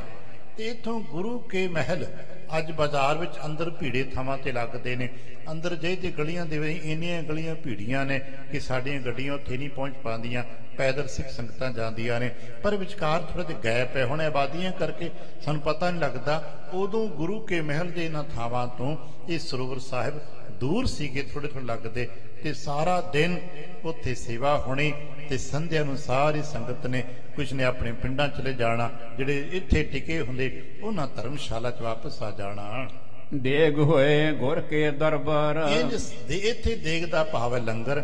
ਇੰਜ ਲੰਗਰ ਤਿਆਰ ਹੋਣੇ, ਖੁੱਲੇ ਭੰਡਾਰੇ ਵਰਤਣੇ। ਸ਼ੁੱਧਤ ਹੈ ਸਰਬਤ ਹੈ ਖਾਏ ਆਹਾਰ। ਕਿਉਂਕਿ ਜਿਹੜੇ ਤੇ ਆਲੇ ਦੇ ਪਿੰਡਾਂ ਚੋਂ ਸੰਗਤਾਂ ਆਉਂਦੀਆਂ ਭਾਈ, ਉਹ ਤਾਂ ਸਵੇਰੇ ਆਏ, ਜਿੰਨੇ ਕਿਸੇ ਕੋ ਸਮਾਂ ਹੋਇਆ ਸੇਵਾ ਕੀਤੀ, ਸੰਧਿਆ ਦੇ ਸਮੇਂ ਆਪਣੇ ਪਿੰਡਾਂ ਨੇੜੇ ਚਲੇ ਗਏ। ਤੇ ਜਿਹੜੇ ਦੂਰ ਦੁਰਾਡੇ ਦੀ ਸੰਗਤਾਂ ਆਉਂਦੀਆਂ ਉਹ ਫਿਰ ਲੰਗਰ ਤੇ ਗੁਰੂ ਮਹਾਰਾਜ ਕੇ ਦਰ ਤੋਂ ਛਕਣਾ ਨਾ। ਫਿਰ ਇੰਜ ਜਿੱਥੇ ਸੇਵਾ ਦੇ ਬਹੁਤ ਵੱਡੇ ਕੁੰਭ ਚੱਲਦੇ, ਉੱਥੇ ਫਿਰ ਬਹੁਤ ਵੱਡੇ ਪੱਧਰ ਤੇ ਲੰਗਰ ਦੇ ਪ੍ਰਬੰਧ ਵੀ ਨਾਲ ਚੱਲਦੇ ਤੇ ਸਾਰੀ ਸੰਗਤ ਛਕਦੀ। ਇੱਕ ਦਿਨ ਗੁਰ ਸੰਤੋਖ ਸਰ ਗਏ। ਇੰਜ ਕਿਉਂਕਿ ਸੰਤੋਖ ਸਰ ਸਾਹਿਬ ਦੀ ਸੇਵਾ ਪਹਿਲਾਂ ਆਰੰਭ ਕਰਾਈ ਸੀ। ਪਹਿਲਾਂ ਸਤਿਗੁਰੂ ਚੌਥੇ ਪਾਤਸ਼ਾਹ ਨੇ ਰਾਮਸਰ ਸਰੋਵਰ ਦੀ ਸੇਵਾ ਆਰੰਭ ਕਰਾਈ, ਫਿਰ ਰੁਕ ਗਈ। ਫਿਰ ਪੰਚਮ ਪਾਤਸ਼ਾਹ ਸਾਹਿਬ ਨੇ ਸੰਤੋਖ ਸਰ ਸਾਹਿਬ ਦੀ ਸੇਵਾ ਆਰੰਭ ਕਰਾਈ। ਤੇ ਇਹ ਦਰਮਿਆਨ ਇਹ ਇੱਕ ਘਟਨਾਕ੍ਰਮ ਵਾਪਰਿਆ, ਉੱਥੇ ਵੀ ਕੰਮ ਚੱਲਦਾ, ਸੇਵਾ ਚੱਲਦੀ ਹੈ।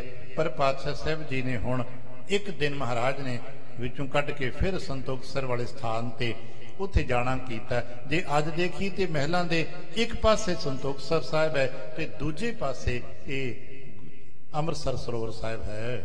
ਸਿੱਖ ਗਣ ਸੰਗ ਭਿਖਤ ਬਿਗਸਏ। ਹੁਣ ਉੱਥੇ ਵੀ ਜਿਹੜਾ ਕਾਰਜ ਰੁਕਿਆ ਹੋਇਆ ਸੀ ਉਹ ਉੱਥੇ ਰੁਕਿਆ ਹੈ। ਸੰਗਤ ਦੇ ਨਾਲ ਮਹਾਰਾਜ ਅੱਜ ਸੰਤੋਖ ਸਰ ਵਾਲੇ ਸਥਾਨ ਤੇ ਆਏ ਹਨ।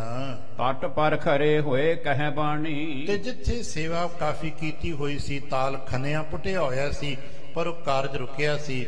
ਮਹਾਰਾਜ ਜੀ ਕਿਨਾਰੇ ਤੇ ਖਲੋ ਕੇ ਇੱਕ ਬਚਨ ਕੀਤਾ, ਇਸ ਕੀ ਮਹਿਮਾ ਹੋਏ ਮਹਾਨੀ। ਕਿਉਂਕਿ ਸਾਡੇ ਤੁਹਾਡੇ ਵਰਗੇ ਜੀਆਂ ਦੇ ਚ ਅਜੇ ਅੱਜ ਸ਼ੰਕੇ ਉੱਠਦੇ ਨੇ ਨਾ, ਉਦੋਂ ਵੀ ਸ਼ੰਕੇ ਉੱਠਦੇ ਸਨ, ਇਹ ਕੀ ਹੋਇਆ, ਇੱਥੇ ਸੇਵਾ ਚੱਲਦੀ ਸੀ, ਇਹਨੂੰ ਅਦਵਾਟੀ ਛੱਡ ਦਿੱਤਾ ਹੈ, ਉੱਥੇ ਕੰਮ ਸ਼ੁਰੂ ਜਾ ਕੇ ਕਰਾ ਦਿੱਤਾ ਹੈ। ਆਪਾਂ ਵੀ ਤਾਂ ਕਦੇ ਕਦੇ ਤਾਂ ਤਰਕ ਵਿਤਰਕ ਕਰਦੇ ਹਾਂ ਵੀ ਇੱਥੇ ਵੀ ਕੰਮ ਸ਼ੁਰੂ ਕਰਤਾ, ਉੱਥੇ ਕੰਮ ਸ਼ੁਰੂ ਕਰਤਾ, ਪਹਿਲਾਂ ਇੱਕ ਪੂਰਾ ਕਰ ਲੈਂਦੇ ਫਿਰ ਦੂਜੇ ਥਾਂ ਜਾ ਕੇ ਸ਼ੁਰੂ ਕਰਦੇ।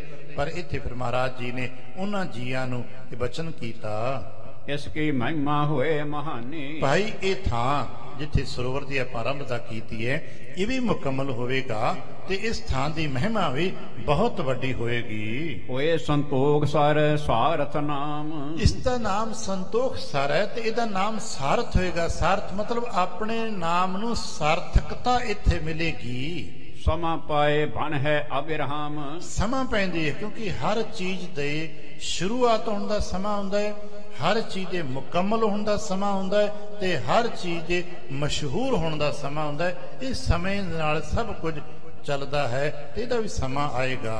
ਹੋਏ ਚਾਹੂੰ ਦੇਸ਼ ਪਾਕੋ ਚਾਹੂੰ ਕੌਣ। ਤੇ ਸਮਾਂ ਆਏਗਾ ਭਾਈ ਇਹ ਵੀ 4 ਸਫੇਰੇ ਤੋਂ ਪੱਕਾ ਹੋਏਗਾ, ਪੱਕਾ ਸਰੋਵਰ ਬਣੇਗਾ। ਇਸ ਮੈਂ ਮੱਝਾਂਗੇ ਨਰ ਜਾਉਣ। ਤੇ ਜਿਹੜੇ ਜੀ ਇਸ ਸਰੋਵਰ ਚ ਆ ਕੇ ਇਸ਼ਨਾਨ ਪਾਨ ਕਰਨਗੇ, ਸਤਨਾਮ ਸਿਮਰਹਿ ਗੁਰਬਾਣੀ। ਇੱਕ ਬੇਨਤੀ ਕਰਾਂ, ਜਿੱਥੇ ਸਾਨੂੰ ਇਸ਼ਨਾਨ ਦੀ ਗੱਲ ਜਦੋਂ ਵੀ ਕਿਤੇ ਕੀਤੀ ਜਾਂਦੀ ਹੈ ਉਦੋਂ ਨਾਲ ਸਤਨਾਮ ਦੇ ਜਾਪ ਦਾ ਚਰਚਾ ਜ਼ਰੂਰ ਕੀਤਾ ਜਾਂਦਾ ਹੈ, ਕਿਉਂਕਿ ਸਾਨੁਕ ਜੁਗਤ ਹੈ ਕਰ ਇਸ਼ਨਾਨ ਸਿਮਰ ਪ੍ਰਭ ਆਪਣਾ ਤੇ ਨਤੀਜਾ ਮਨ ਤਨ ਹੋਏ ਅਰੋਗਾ।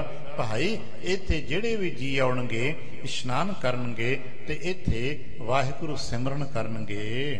ਕੇਤਕ ਸਮੋ ਸੇ ਮਹਿਜੇ ਪ੍ਰਾਣੀ। ਤੇ ਜਿਹੜੇ ਜੀ ਕੁਝ ਸਮਾਂ ਇੱਥੇ ਸੇਵਾ ਕਰਨਗੇ, ਇਸ਼ਨਾਨ ਕਰਨਗੇ ਤੇ ਨਾਲ ਗੁਰਬਾਣੀ ਦਾ ਅਭਿਆਸ ਜਪ ਕਰਨਗੇ। ਜਿਨ ਕੇ ਔਰ ਉਪਜੈ ਸੰਤੋਖ। ਤੇ ਉਹਨਾਂ ਜੀਆਂ ਦੇ ਹਿਰਦੇ ਵਿੱਚ ਸੰਤੋਖ ਪ੍ਰਗਟ ਹੋਵੇਗਾ। ਜਿਹੜੇ 5 ਸ਼ੁਭ ਗੁਣ ਨੇ ਉਹਨਾਂ ਚੋਂ ਸਾਨੂੰ ਪਤਾ ਨਾ 7 ਤੋਂ ਬਾਅਦ ਦੂਸਰਾ ਸ਼ੁਭ ਗੁਣ ਸੰਤੋਖ ਹੁੰਦਾ ਹੈ ਤੇ ਸੰਤੋਖ ਤੋਂ ਬਿਨਾਂ ਮਨੁੱਖ ਕਦੇ ਰੱਜਦਾ ਨਹੀਂ। ਆਪਾਂ ਪੜ੍ਹਦੇ ਹਾਂ ਨਾ, ਬਿਨ ਸੰਤੋਖ ਤੋਂ ਕੋਈ ਰਾਜਾ ਨਹੀਂ ਹੋਇਆ, ਕੋਈ ਤ੍ਰਿਪਤ ਨਹੀਂ ਹੋਇਆ।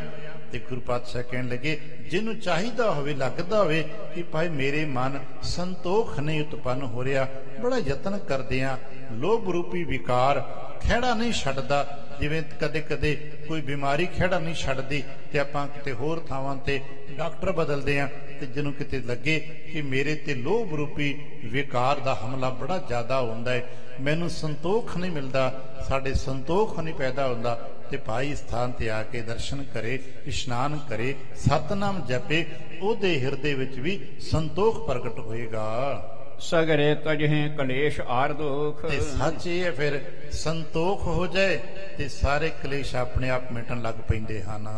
ਜਤਾ ਲਾਭ ਸੰਤੋਖ ਵਿਸਾਲਾ। ਕਿਉਂਕਿ ਸੰਤੋਖ ਇੱਕ ਐਸਾ ਪੱਖ ਹੈ ਜੀਵਨ ਦਾ, ਜੇ ਕਿਸੇ ਦੇ ਮਨੁੱਖ ਵਿੱਚ ਹੋਵੇ, ਅੱਜ ਵੀ ਦੇਖਦੇ ਹਾਂ ਜਿਨ੍ਹਾਂ ਦੇ ਕੋਲ ਸੰਤੋਖ ਹੈ ਉਹ ਸੁਖੀ ਰਹਿੰਦੇ ਨੇ, ਤੇ ਜਿਨ੍ਹਾਂ ਦੇ ਕੋਲ ਸੰਤੋਖ ਨਹੀਂ ਹੁੰਦਾ, ਸਭ ਕੁਝ ਹੋਣ ਦੇ ਬਾਵਜੂਦ ਵੀ ਉਹ ਦੁਖੀ ਹੁੰਦੇ ਹਨ।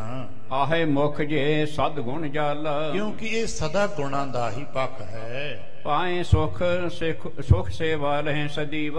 ਇੰਜ ਜਿਹੜੇ ਜੀ ਇੱਥੇ ਆ ਕੇ ਸੇਵਾ ਕਰਨਗੇ, ਸਿਮਰਨ ਕਰਨਗੇ, ਜਪ ਕਰਨਗੇ, ਉਹਨਾਂ ਨੂੰ ਇਹ ਸ਼ੁਭ ਗੁਣ ਪ੍ਰਾਪਤ ਹੋਣਗੇ ਤੇ ਸ਼ੁਭ ਗੁਣਾਂ ਦੇ ਸਦਕੇ ਸੁਖ ਪ੍ਰਾਪਤ ਹੋਏਗਾ। ਮਹਾ ਮਹਾਤਮ ਤੀਰਥ ਸੀਥੀਵਾ। ਤੇ ਇੰਜ ਇਸ ਥਾਂ ਦਾ ਵੀ ਭਾਈ ਬਹੁਤ ਵੱਡਾ ਮਹਾਤਮ ਹੈ, ਇੱਥੇ ਆ ਕੇ ਵੀ ਬਰਕਤਾਂ ਵਰਤਣਗੀਆਂ।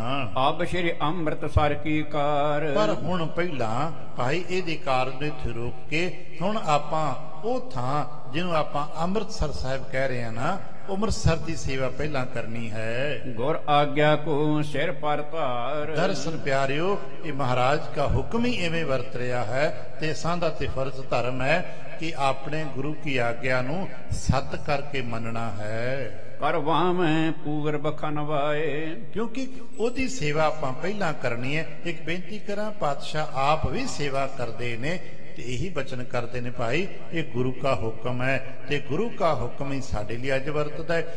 ਅਸਾਂ ਵੀ ਸੁੱਖ ਲੈਣਾ ਹੈ ਤੇ ਗੁਰੂ ਕੇ ਹੁਕਮ ਦੇ ਵਿੱਚ ਇੱਕ ਬਚਨ ਆਪਾਂ ਕਦੇ ਕਦੇ ਪੜ੍ਹਦੇ ਨਾ, ਗੁਰਸਿੱਖ ਮੀਤ ਚਲੋ ਗੁਰ ਚਾਲੀ।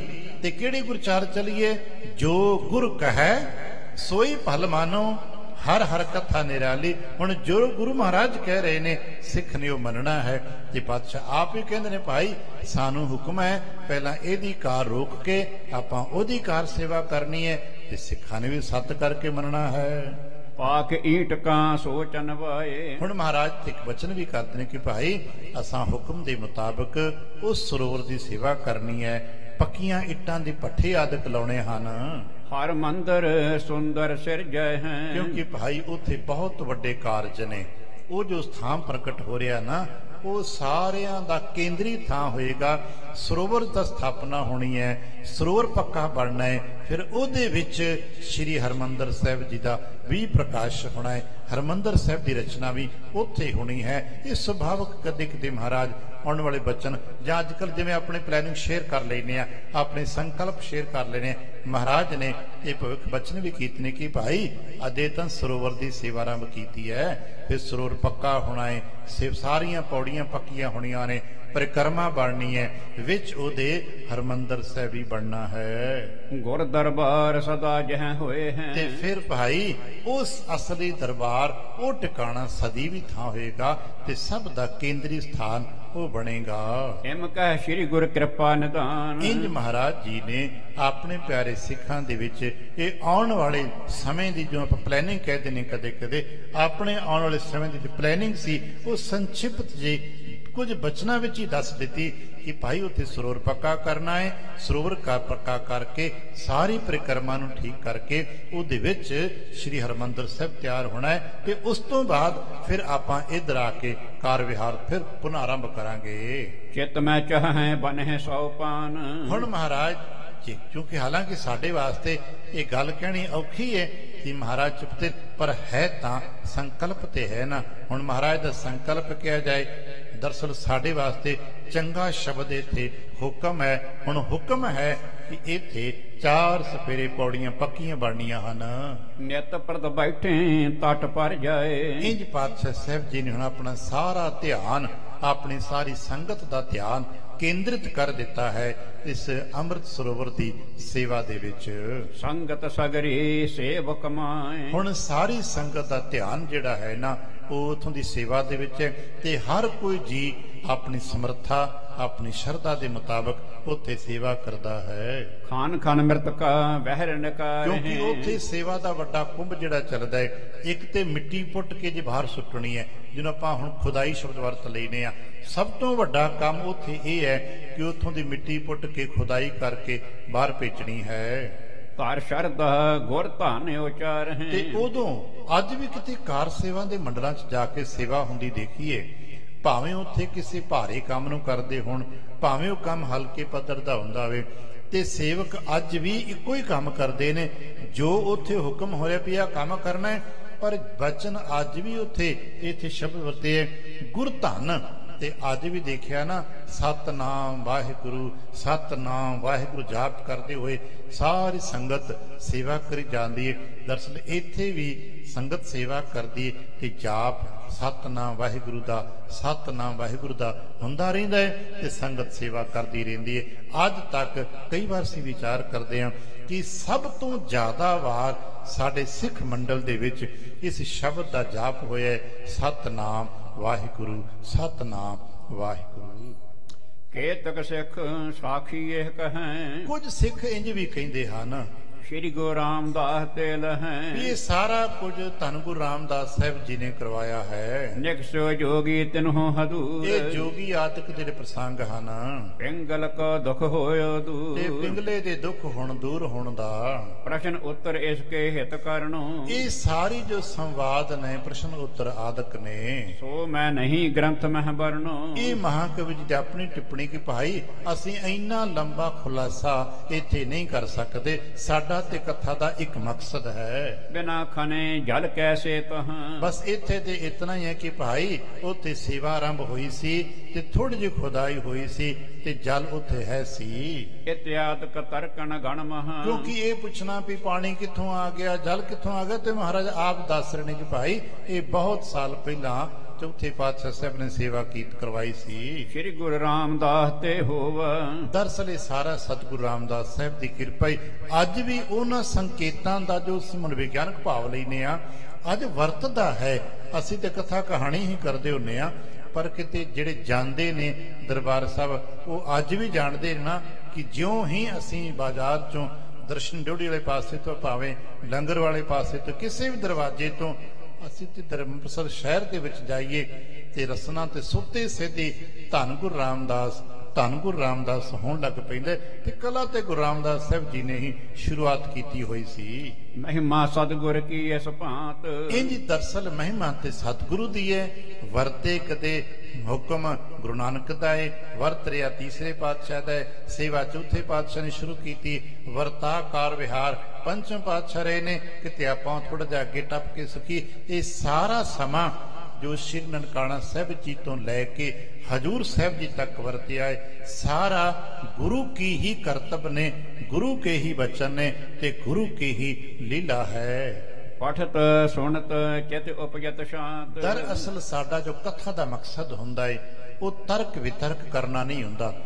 ਇਤਿਹਾਸ ਦੇ ਲੈਕਚਰਸ ਦਾ ਤਰਕ ਵਿਤਰਕ ਕਰਨਾ ਤੇ ਤਾਰੀਖਾਂ ਦਾ ਸੰਵਾਦ ਹੁੰਦਾ ਹੈ, ਪਰ ਕਥਾ ਦਾ ਮਕਸਦ ਗੁਰੂ ਕੇ ਪ੍ਰਤੀ ਪਿਆਰ ਤੇ ਗੁਰੂ ਕੇ ਪ੍ਰਤੀ ਸ਼ਰਧਾ ਤੇ ਆਪਣੇ ਜਜ਼ਬਾਤਾਂ ਨੂੰ ਪ੍ਰਗਟ ਕਰਨਾ ਹੁੰਦਾ ਹੈ। ਗੁਰ ਜਸ ਕਰਨਾ ਹਮਾਰੋ ਆਸ਼ੈ। ਬਸ ਸਾਡਾ ਆਸ਼ੈ ਤੇ ਆਪਣੇ ਗੁਰੂ ਕਾ ਜਸ ਹੈ ਤੇ ਜਿਸ ਢੰਗ ਦੇ ਨਾਲ ਸਾਡੀ ਸ਼ਰਧਾ ਆਪਣੇ ਸਰੋਤਿਆਂ ਦੀ ਆਪਣੇ ਪਿਆਰਿਆਂ ਦੀ ਸ਼ਰਧਾ ਗੁਰੂ ਚਰਨਾਂ 'ਚ ਟਿਕ ਸਕੇ। ਸੂਰਜ ਸਮ ਜਗ ਮਹਾਪ੍ਰਕਾਸ਼। ਬਸ ਸਾਨੂੰ ਤੇ ਇੰਨਾ ਪਤਾ ਹੈ ਕਿ ਮੇਰੇ ਸਤਿਗੁਰ ਦਾ ਪ੍ਰਕਾਸ਼ ਕਰੋੜਾਂ ਸੂਰਜਾਂ ਤੋਂ ਵੱਡਾ ਹੈ। ਅਸੀਂ ਪੜ੍ਹਦੇ ਹਾਂ ਰੋਜ਼ਾਨਾ ਸਵੇਰੇ ਜੇ 100 ਚੰਦਾ ਉਗਵਹਿ ਸੂਰਜ ਚੜ੍ਹੈ ਹਜ਼ਾਰ ਏਤੇ ਚਾਨਣ ਹੁੰਦੇ ਆ ਗੁਰਬਿਨ ਘੋਰ ਅੰਧਾਰ। ਬਸ ਸਾਨੂੰ ਤੇ ਆਪਣੇ ਗੁਰੂ ਦੇ ਪ੍ਰਕਾਸ਼ ਦੇ ਦਰਸ਼ਨ ਕਰਨੇ ਹਨ।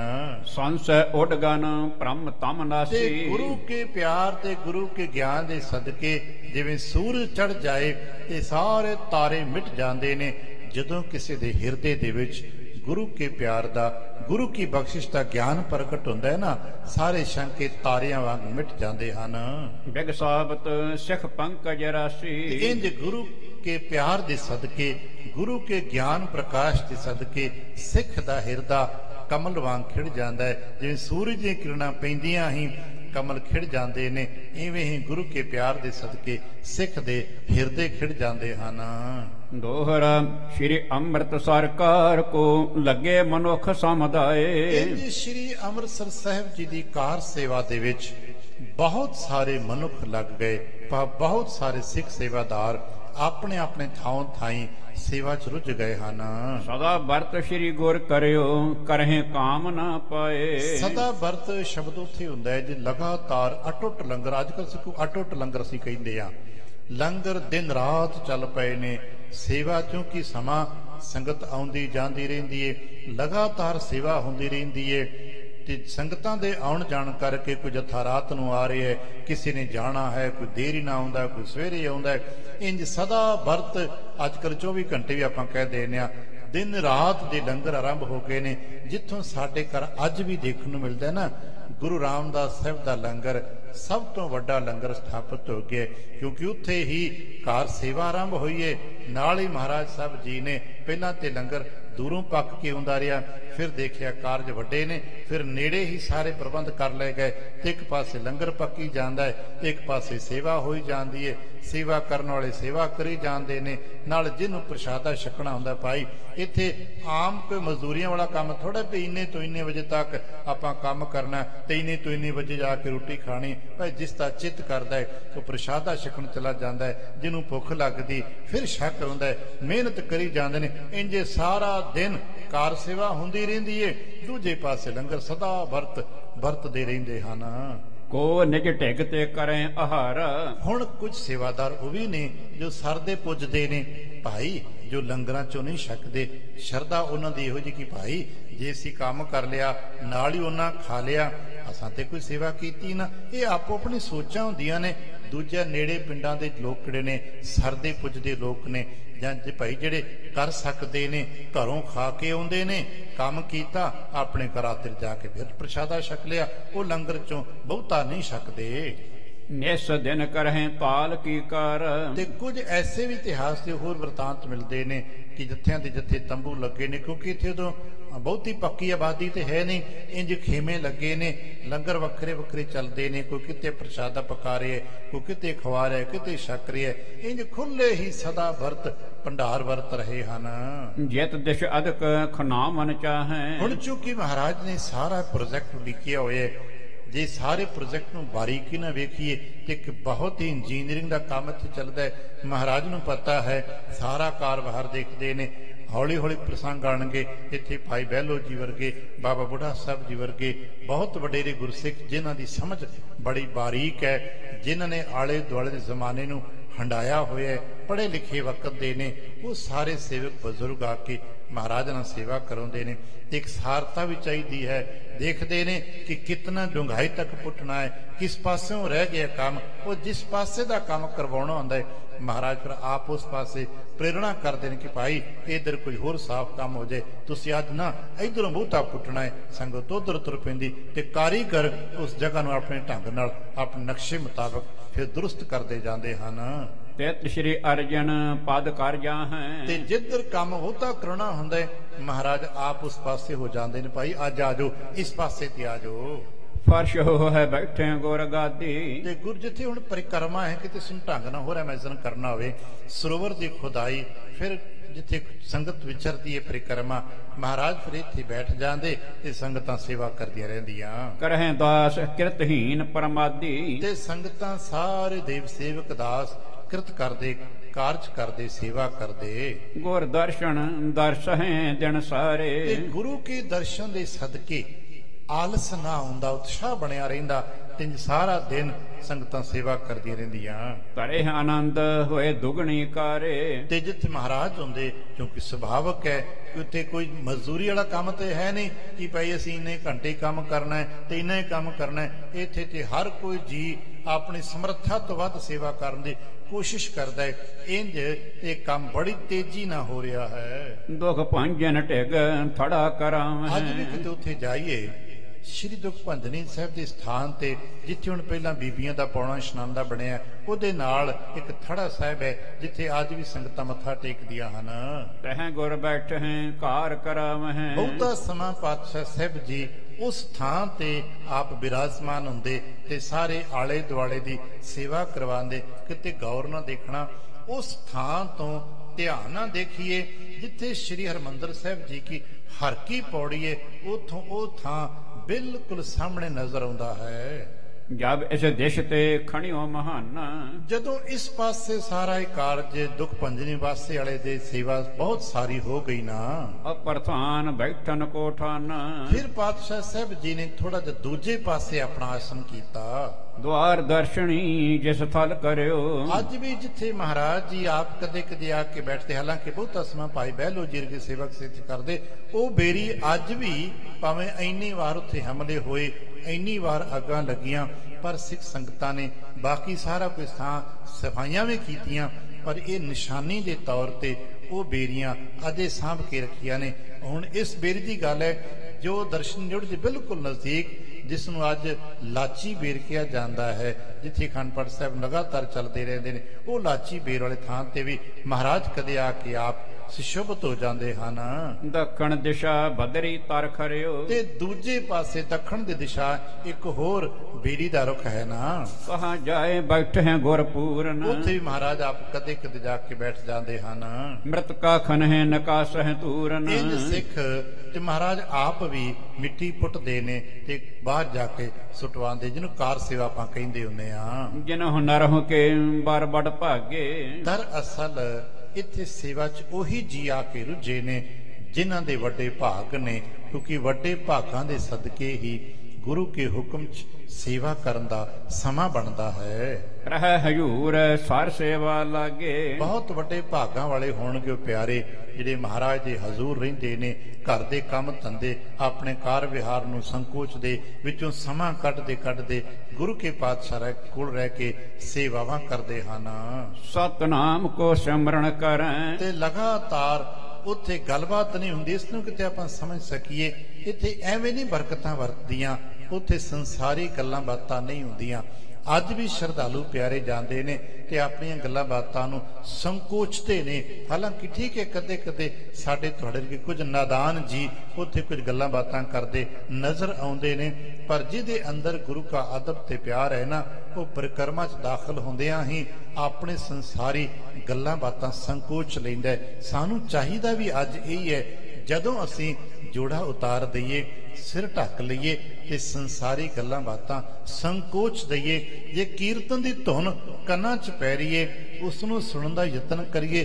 ਜੇ ਕੀਰਤਨ ਦੀ ਧੁਨ ਕੰਨਾਂ 'ਚ ਨਹੀਂ ਪੈ ਰਹੀ ਤੇ ਭਾਈ ਫਿਰ ਸਤਿਨਾਮ ਵਾਹਿਗੁਰੂ ਕਾ ਜਾਪ, ਆਪਣਾ ਨੇਮਾ ਵਾਹਿਗੁਰੂ ਵਾਹਿਗੁਰੂ ਜਪਦੇ ਗੁਰੂ ਦਰਬਾਰ ਵੱਲ ਆਉਂਦੇ ਜਾਈਏ। ਉੱਥੇ ਵੀ ਜੋ ਸੰਗਤਾਂ ਸੇਵਾ ਕਰਦੀਆਂ ਨੇ, ਉਹ ਨਿੱਜੀ ਗੱਲਾਂ ਬਾਤਾਂ ਨਹੀਂ ਕਰਦੇ ਵੀ ਤੁਸੀਂ ਕੀ ਕਰਦੇ ਹੋ, ਕਿੱਧਰੋਂ ਆਏ ਤੇ ਕਿੱਧਰ ਚਲੇ ਨਾ ਭਾਈ।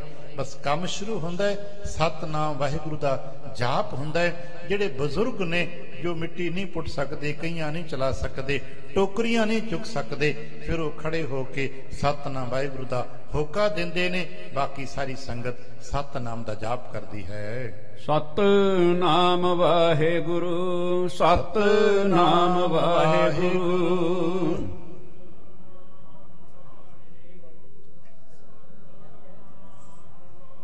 ਸਤਿਨਾਮ ਵਾਹਿਗੁਰੂ, ਸਤਿਨਾਮ ਵਾਹਿਗੁਰੂ।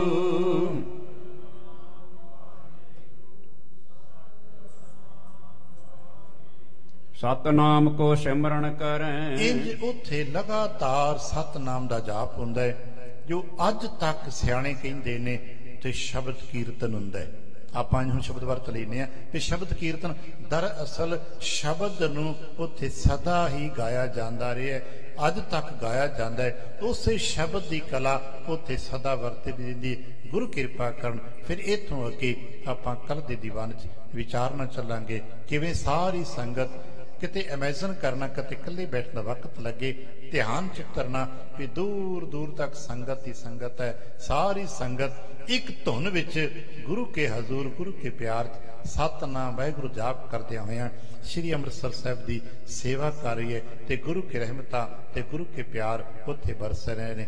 ਗੁਰੂ ਕਿਰਪਾ ਕਰਨ ਇਤਨੇ ਕੋ ਦਰਸ਼ਨ ਪ੍ਰਸ਼ਨ ਅਸੀਂ ਹਿਰਦੇ ਕਰਕੇ ਕਰ ਸਕੀਏ। ਬੋਲਦੇ ਵਿਚਾਰਦਿਆਂ ਹੋਇਆਂ ਜਾਣੇ ਅਣਜਾਣੇ ਗਲਤੀਆਂ ਭੁੱਲਾਂ ਦੀ ਖਿਮਾ ਕਰਦਿਆਂ ਹੋਇਆਂ ਆਸੀਸ ਅਤੇ ਪਿਆਰ ਦਿੰਦਿਆਂ ਫਤਿਹ ਬੁਲਾਵਣਾ ਜੀ। ਵਾਹਿਗੁਰੂ ਜੀ ਕਾ ਖਾਲਸਾ, ਵਾਹਿਗੁਰੂ ਜੀ ਕੀ ਫਤਿਹ।